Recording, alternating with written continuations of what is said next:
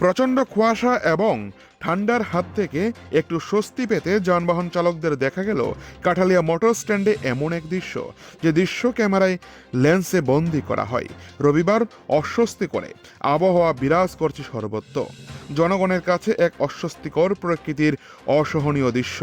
কচিকাঁচা শিশু থেকে শুরু করে বয়স্কদের কাছে তো আরও অস্বস্তিকর পৌষের শীতের হাড় কাঁপানো ঠান্ডা।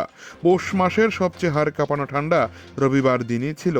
সকাল থেকেই লক্ষ্য করা গেল সোনামুড়া থেকে বেলুনিয়া বাইপাস সড়কের দুই পাশে একাংশ যুবক গাড়ির পুরনো টায়ার জ্বালিয়ে প্রচণ্ড ঠান্ডা থেকে কিছুটা নিস্তার পাওয়ার জন্য আগুনের হাত বাড়িয়ে দেয় এবং ইচ্ছে দেখা গেল অনেকে এগিয়ে আসতে।